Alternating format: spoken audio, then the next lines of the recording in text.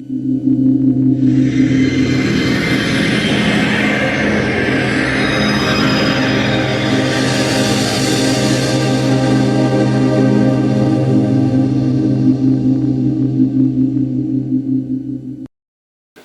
I'm Nelson Aspen, entertainment reporter and author, and I'm about to be interviewed by Aaron Sansoni on the subject of personal branding. He's very dapper. I hope I've dressed sufficiently well. Hey guys, Aaron Sansoni here for another success interview, and today I'm joined by Nelson Aspen, and you'll know him as many things, but definitely one of those as entertainment reporter to the stars. He's done a whole bunch of things which we're going to be speaking about today, but I'm really glad that he's joined me to speak about his journey and some of the things that he's done to share with you some insights how you too can achieve some of the success he's been able to achieve. So first of all, thank you. I really appreciate it. Well, I'm very flattered to be asked, and it's very convenient. It was just a subway ride away. So thank you for coming to New York. We try to plan it that way, so no, perfect. Now, people obviously, people all around the world, do a lot of my training and watch what we do. But people in Australia obviously know you from being in their morning program, pretty much like 2 or 3 times, or 2 times in the morning on the Sunrise program. That's right. And being involved with that for some time now, and being involved with it as well. So you've got this amazing story, and one of the things that I love about what you've done and what I see about what you still do is that you've had a love of obviously being involved in entertainment. I mean, you've been acting. You've been, I think you said your career started at age 8. I've been working for almost 50 years. A long time. Crazy. No, you don't look that old. What are you talking about? Yeah, No. I'm coming up on 50 years in show business, which is crazy. Wow. Yeah. Yeah. So I mean, look, you've interviewed everybody. I mean, you've been involved in every Meryl Streep and Brad Pitt and every single person that that has probably been involved in it. Mick Jagger just canceled on me for next week. I got Ringo Starr, but now I got to get Mick Jagger. Oh no, it happens. That's not good, is it? It happens. Do you know what I thought about this? I think I know the hardest part of your job, remembering everybody's name and knowing what they do. Is that right? I think for me that would be the hardest thing. That person that was in that thing. Time is my enemy. My brain is kind of like Google, but time is my enemy because there's never enough of it. Yeah. And I think I have been doing the morning show of Australia, Sunrise, 5 days a week, sometimes more, for 11 years, which in television is unheard of. Absolutely. I mean, even soap stars don't get that kind of a run usually. Yeah. And I don't just do the news du jour and the celebrity interviews, but I have to be there and have my journalist hat on if somebody dies, if there's breaking news. Being here in New York after all those years in Hollywood, we don't have a news bureau here, so I'm the de facto news guy. So I'm out there in the hurricanes, or there's a bombing, or something awful happens. I have to be trained and ready to do that. And it's a privilege to flex those muscles just as much as it is to be in somebody's living room every morning while they're flossing their teeth or getting ready for work, being a part of the morning routine. That said, I have done a zillion other things. I continue to do a zillion other things. I hope I will always have that natural curiosity, but I've always said yes to everything, because if you don't say yes to everything and have a natural curiosity, you're going to do one thing forever and you'll hit the top of that. And even now, like, I feel like, I've done all I can do with the entertainment world, so how do I capitalize on that to do other things? Writing books, Absolutely. singing, the fitness, all these things come back. And the thing that I wanted to convey to you is I was raised by 2 workaholics, and I started working when I was 8 years old as a child actor. Not because my mother was a stage mother, but because it was something I wanted to do. She saw that I had the natural discipline and the training from my parents to be an effective worker. I was never a child star. I was just a working child actor. And I think if you want to work, like a writer must write, if you have it in you to work, you will always work. Yeah, I agree.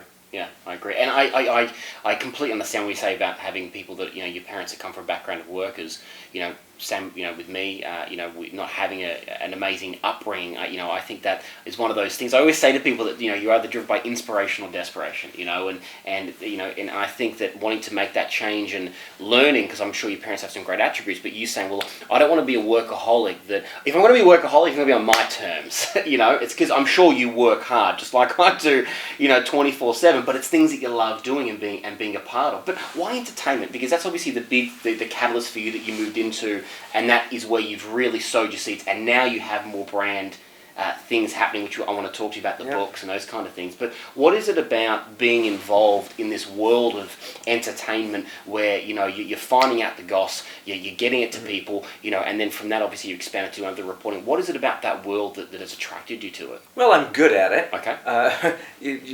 Playing to your strengths is important. Yeah. I feel like I have the gift of gab. Yeah. I'm a natural conversationalist. I'm hopelessly honest. I do believe in, whether you call it karma or the golden rule or whatever you want, whatever religion or spiritual aspect you want to put to it. Yeah. I do believe that it pays to be kind. It pays to listen. It pays to be interesting and interested. Yeah. It's as important to be entertaining as it is to be entertained. So my career as a celebrity interviewer suits me very well. That said, if I had said, I'm going to grow up to be an entertainment reporter, of course it would never happen. Yeah. It was serendipitous. Sure. I was an actor, and then I was pretty sure I was going to fall back on my English skills and become a school teacher. I wanted to be a teacher, an English teacher. And all those writing skills now pay off later. Everything that you do in your 20s and your 30s and your 40s, even if you don't see it at the time, I think really pays off once you hit 50. Sure. And that 50 to 70 time is, as I say in the name of my book, my prime time. Everything led to now. And I was an aerobics instructor to pay the bills. You hear about actors waiting tables. Well, I would be a terrible waiter. So I was teaching aerobics because it was a free way to stay fit, because I'm prone to weight gain. And while I was teaching aerobics, I did it with my enthusiasm and gusto, and I put as much into that as I put into my paying job now. And got very popular, and I was commissioned to train Princess Diana. Wow. Hello? I mean, how random is that? Yeah, You couldn't go to school for that. Yeah. It was the right place at the right time, Sure. being open to the adventure of it. I trotted off to England, and while I was there, I was a guest on the morning show. It was the 80s, or late 80s. I had a mullet hairdo.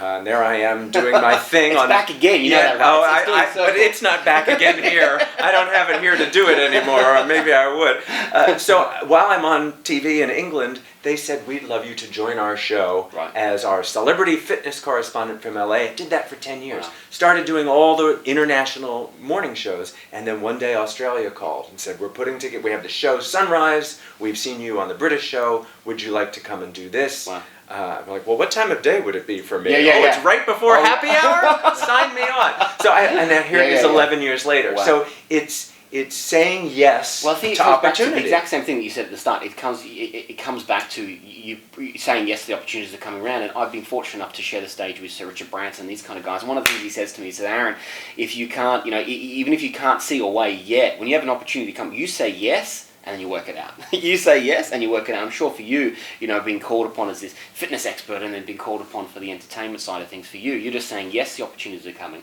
You're making the best of that as well. And with your brand, I mean, you've got your books, you've got your, the Sacred Blood, which is, if you thought, where did that come from? Thriller. Where did that come from? I thought it'd be crazy. I know you've done an entertainment book, the Hollywood Insider one, but what sparked? I mean, have you already always liked that, the history, I suppose? I'm a World War II history buff, Wow. and nobody wanted to produce my screenplay. And I thought, well, some genius 20-year-old development executive in Hollywood, if they see it in book form, they'll go, oh, this would be a good movie. Yeah. And so I wrote the book version. Wow. I mean, you just find creative and clever ways to do the things that mean something. But see, the difference that I like about it is that you could have written a ton of books, but you decided to write one that's got nothing to do with your current career, and you went, because this is my passion. But and I have many that, passions, and I just think nobody does one thing. That's right. Yeah. And maybe one thing pays your bills, but you've got bills to pay here. Absolutely.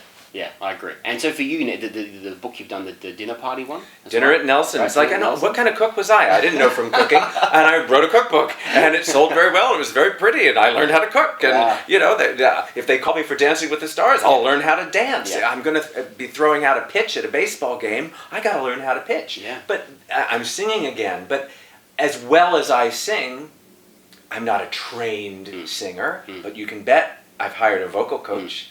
An old friend that I've known 1,000 years, so we're helping each other out, and I'll get to learn something new and keep challenged, and that keeps me interested in life. Yeah. I know my audience is interested. That's my job, to keep the audience interested. But what keeps me interested? Yeah, and so for you now, you do a lot more of the cabaret and the singing. I think singing, I'm going to be like the Hoff of Australia at this rate, you know? Just as long as I'm not eating the burgers on the floor. What I don't understand about singing is, why do we sound great in the shower, but then all of a sudden when we get out there... The acoustics are really good in a shower. You've got the I steam that's like opening up your voice. Star. And you're all alone. Hopefully you're all alone. Well, sometimes. But then, but I think that, one of the things that I love, though, is that you're right. You're talking about the capitalizing on the brand. You're talking about now the brand is where it is. Opportunities do come their way, right? But what opportunities along your life have you also created? Because you have the Nelson brand, right? And you know that people come to you for a reason. They see all the different things that you do. What have you actively, and we've talked about probably your book, The Sacred Blood. What else have you actively done and said, this is where I want to, from a business perspective, said, this is where I think that I can then take my brand to, and my audience is looking for this, and then, and start looking at a new venture. Is there anything you've actively done? Quite a bit. In fact, even just on the subway down here, I reunited yesterday with an old friend from my soap opera days when I was a soap actor and writer. And I just seeing her again after all these years, I'm like, the light bulb has gone off. So and I'll get to work on that. Yeah. I'll make some notes later on today.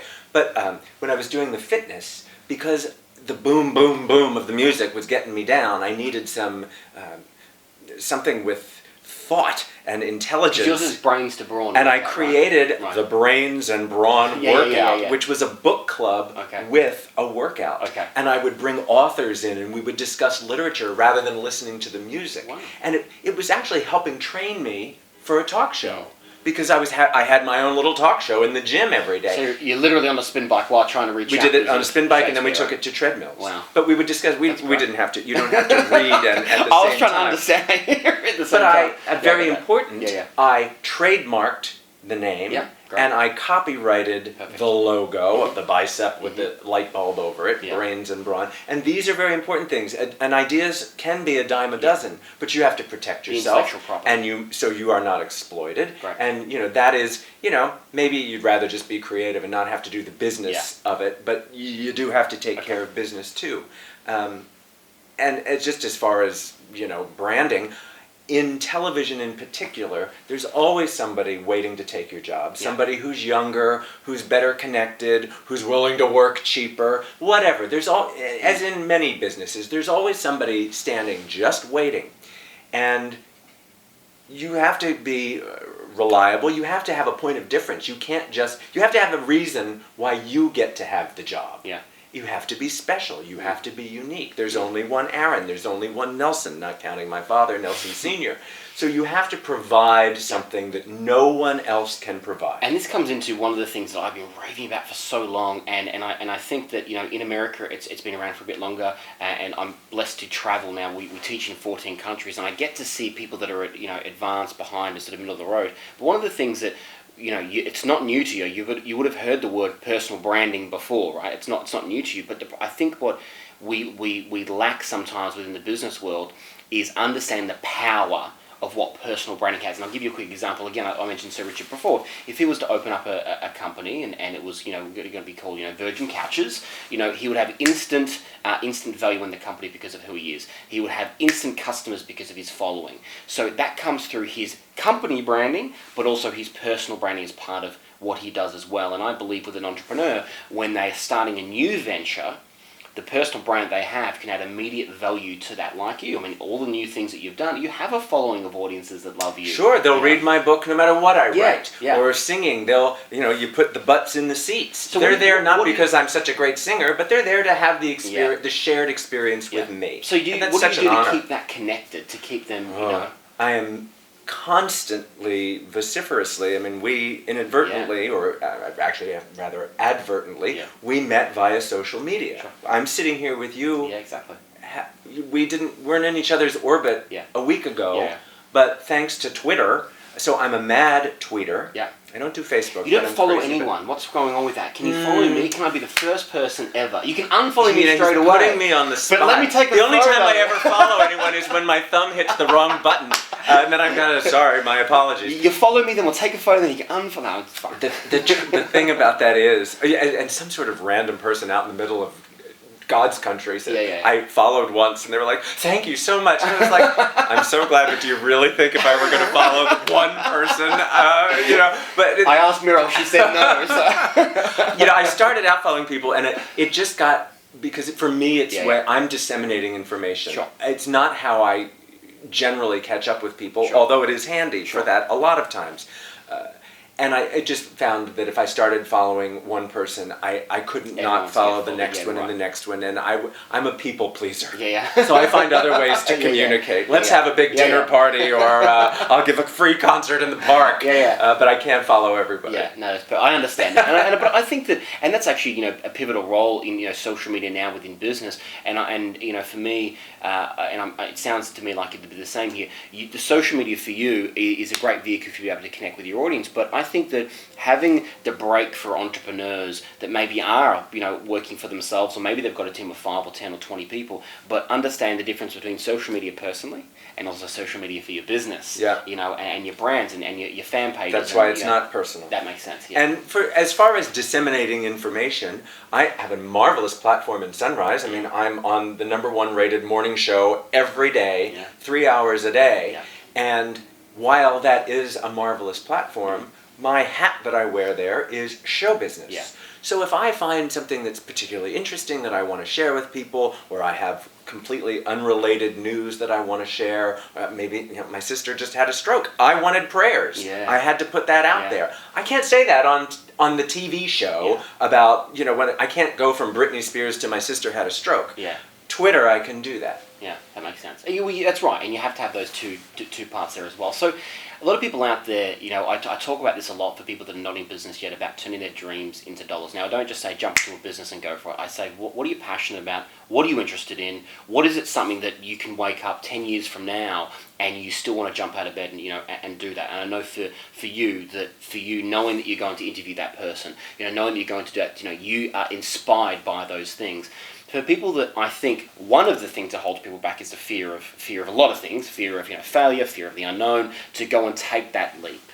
You could have chosen to keep following the acting route. You could have chosen to keep doing that. Nerves are good. I think I had an acting teacher once, and the knees were knocking or the shaking, and she said something I'll never forget. She said, the nervous feeling just means you care. Yeah. So if you're scared, it's a sign that you're passionate about it, so that it shouldn't be encouraged. Yeah. The sweat and the jitters and the nausea is actually something that should encourage you. So if they're feeling that, if they're like, I've got a great idea, I really want to do that, I really want to build on that, what's a piece of tip of advice or one or two things you might want to share with them just to get them to take action and do it? Do it. And I, everybody has their own thing. I keep a book of blessings, I call it. I write down 5 things every morning that I'm grateful for. It could be something banal, like I'm grateful I don't have a hangover. Or it can be I'm really grateful for my health, my job, my family, this weather, whatever it is. It's just about taking stock and not just being an automaton getting through the day. Yeah. And the money thing, I'm not a gazillionaire by any stretch of the imagination. Especially these days with the new economy and the business model of television, you do hit a ceiling. So if you want to make more money, you have to diversify. You have to do other things. Expand. I've done what I can do here, so I'm going to have to go do some speaking engagements or a singing engagement or write a book. Or maybe I'll just be happy with what I'm making right now, which is something that came to me later in life, Maybe this is all I'm ever going to be making, and that's enough. I've paid off my debts. I was raised by a very fiscally conservative gentleman who still to this day says, no debt, no regret. I don't owe a dime to anyone. And if I have to get a loan for something, I guess I will. But I'm crazed about money that way. I just think all of society's woes are because people live beyond their means. Yeah, I completely agree with you. And I think that it's interesting, you talked about before, 50s are the best year, and you talked about what you've gone through, and that's one of the things. I mean, one of the values that you've kept, still to this day, at 21 years old, you've kept is the value that your father had about that money, about growing that. Now, there's also some of the things that people have, that they have negative the values that have been given to them by their family members, and sometimes they don't mean it, right? And I'll give you a quick one. Growing up, my mum would say to me, and she's one of the most influential people in my life, and I love her to bits, but she would say to me, I remember, we remember seeing this beautiful Ferrari drive down one of the roads. It was a beach parade in Melbourne, and it was a young guy, had a P plate on, was only probably 19 years old, and she said, he's either a drug dealer or he's got rich parents. And it was just a general reaction. So I learned early on that if you want to be successful going to drugs, I tried it for 3 years and I didn't. But I learned early on that I was like, okay, so it must have been handed, maybe it didn't work for it. Turns out, really interesting story, that he actually bought a restaurant, did it up, and that was his money. He was 20 years old. He had grown something from that, because I look back into the story. So is there anything that that you can share that you had that was maybe a value that they didn't mean to, but you picked up and you had to consciously change that to help you to become who you are today, and just grasp that and go, okay, no, that's not really what is it? Is there my gosh, I just was home last weekend and saw everybody, and I was like, one of the great blessings of time and age is that you get to create your own family. Right. You are stuck with the ones genetically. They can be blessings, but they can also be a challenge. I love that I have created my own family. Yeah. I am unmarried and I have no children. That said, I am parental to some wonderful young people. I have a partner, so I have my romance hat squared away. I have friends that are like siblings to me that I can count on. As far as, trying to break old bad habits, I'm the youngest of 5. And I was talking to 2 of my siblings in particular about the fact that we've arrived at a place in our lives where it's kind of like it's our time. We're the stars of our own show. Yeah. And while we have to be concerned about the drama of other people in the family, it's not our drama. It's their drama. And we can only be responsible for ourselves. We can be sympathetic, we can be helpful, we can be supportive, but we don't have to take it on. Yeah. Gosh, people who have horror stories about an alcoholic or abusive relative, those are very deep things that need to be worked out. But that's the lesson. Yeah. That's their issue. You have to save yourself. You have to stand up for yourself. You have to save yourself and make your own way in the world ultimately. I'm really fortunate. I was raised by 2 such loving, constantly supportive people who encouraged me to work, gave me ethics and values, and they never handed me anything. My allowance came from answering trivia questions every night after dinner, and I got $1 when I was right, and the $1 got taken back when I was wrong. Wow. So you're great at Trivial Pursuit and those kind of games. I am the go-to guy. That's why you have dinner parties Pursuit. to have people come over and beat them at Trivial Pursuit. I'd be on Jeopardy, but I can't get the buzzer fast enough. So mentors for you, obviously you got some people, your parents and people growing up. Who do you have now as a mentor, and who have you had over your life that's helped you to? Because I'm a big believer in having people around you that have what you want, or they're in a place you want to be. People that you learn from. That teach you, yes. That teach you. So mentors, which I'm a big believer in. Who's been mentoring you along your way? Whether inadvertently or advertently. Everybody. I mean, in some way. I mean, I will leave here today feeling like you've mentored me a little bit. But it's like being in a play. You don't want to be in a play with a bunch of horrible actors. Yeah. You want to be in a play with people who are wonderful, that make you shine, that lift you up as well. You want to surround yourself with the best. When you're running, you want to go running with somebody who's a little bit faster than you are to help pull you along and improve your fitness. Specific mentors for me, I have a chapter in my book, Hollywood Insider Exposed. My mentor, Mary Stuart, not the Scottish Queen who was beheaded by Queen Elizabeth I, but Mary Stuart was an actress, a soap opera actress that I grew up watching on television with my grandmother. And when I moved to New York in 1980, my first real acting job as a young adult was on that soap opera. And she hired me $10 an hour to do her fan mail. Wow. Which included getting a fan mail from my grandmother. Oh, wow. And but this weird relationship was born. She was very old school. She eventually stopped paying me, and we just became sort of companions. Okay. And I learned everything from how to mix a martini and steam asparagus to how to give a cat a pill. And then we became writing partners, and she taught me things about music and creative writing and acting and social graces, and became a lifelong friend until her death in the early noughts. And I think of her every day. So much of my, well, not mannerisms, but just my social graces are hers. She passed them down to me the way your mother would pass down an eye color. Yeah. So it sounds like values, really. Like she passed down a lot of little things that you remember, but then there's a way of being. It is. It's just a way of being, and it's kind of a serenity. And now she's gone now, but being in New York City, there are ghosts on every corner, and I mean ghosts in the best possible way. The ghosts of my youth. Yeah. And I can laugh and say, I don't know how I survived being a teenager in New York City in the 80s, and I'm here to tell the tale. It's called walking between the raindrops. Wow. So what's next for you? What's next? I mean, you've done so much. It sounds like you've got so much still to go. Well, we're going to have to put together some kind of speaking tour, you and I. We'll do that. So as soon as we do that, no, I'm going to sing more. Okay. We're working on some projects to get me singing. Yeah. I laugh about Dancing with the Stars. It's something that has been talked to me about before, and it's a huge chunk of time and energy, but that's something I'd like to do. Right. More books. The current book, My Prime Time, Middle Age is Only the Beginning, it's interesting the way it came about. The publisher of my previous 2 books had said, hey, you got any ideas for a new book? I said, let me ruminate on this for a while. Let me see what I want to do.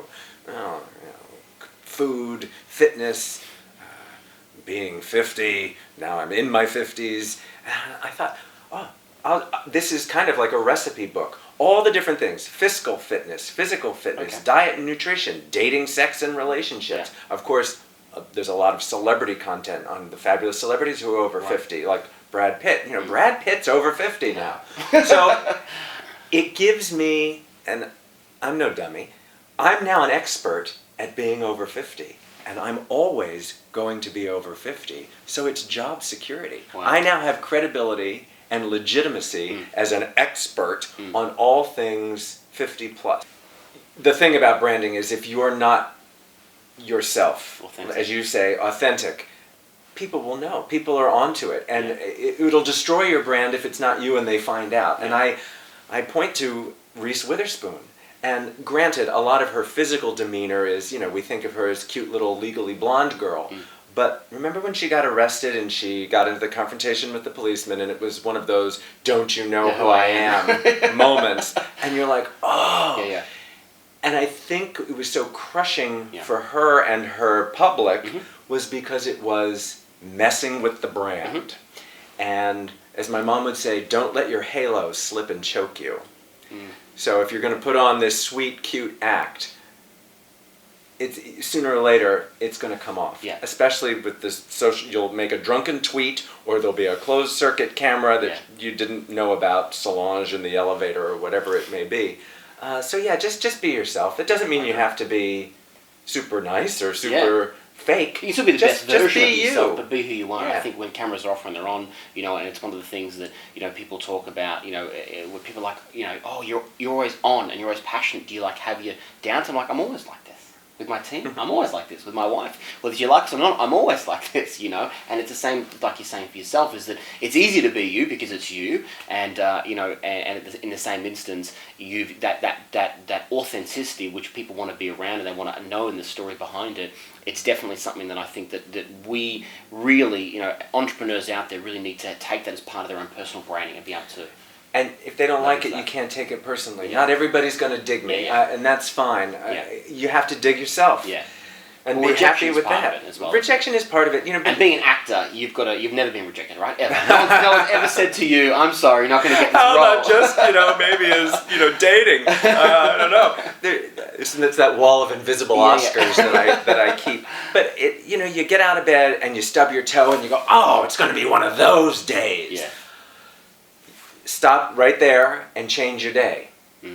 it never has to be one of those days. The world could fall apart, and it just, I believe, and I know I'm a bit of a freak. I'm innately happy. Just turn it around, get a new outlook, start over, hit rewind, and just start over. It's survival, and it's just genetically me. I'm just lucky. I think being a morning person really helps. I get more done before 10 a.m. than anybody gets done the rest of the day. Well, I think it's actually a really important principle for people that are in business or people that are in, entrepreneurs, because I'm sick of hearing, there's not enough time. I'm like, no, there is time. There is time. It's what you choose to dedicate. If it's like enough time to go to the gym, like, well, no, there is time. It's just what you choose to dedicate, and also you don't. As I'm actually doing a speaking gig this Saturday with Eric Thomas, and one of the things that he always says, if how do you have 8 hours sleep when you're broke? He's like, how do you sleep like a baby when you're broke? He's like, if you're broke, you need to be sleeping, 3-4 hours and working and getting out there and changing your life, and getting out there and doing it. So, I think that, I love that what you said, what you get done in the morning. I'm sure you went for a run this morning. I'm sure that you've done, all right, you've done your list of what you need to do, and that's important as well, because, you can get so much done.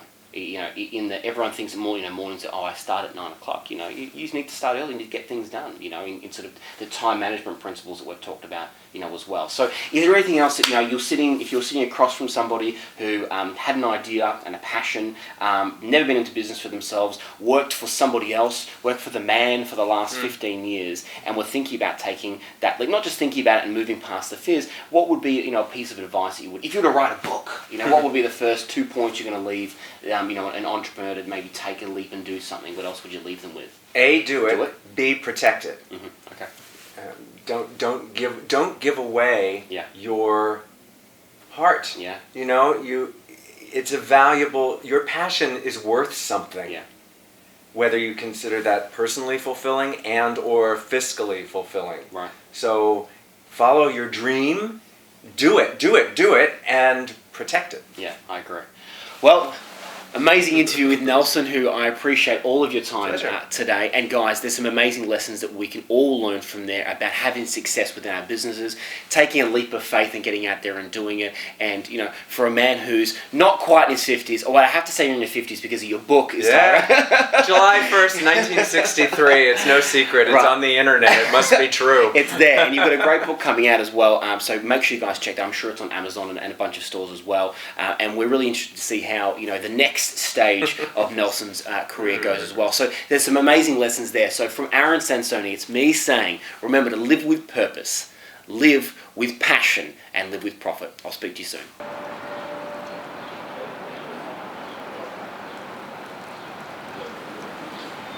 All right, we're all done. Just finished the success interview with Nelson Aspen here at the Ritz-Carlton in Battery Park. What a great interview. I mean, the guy's got a great brand. We talk about how he's established that, how he's leveraging and growing that. Some amazing lessons that we can all take from that on our personal branding and how we can grow it as well. So now we're down to Soho for the next interview.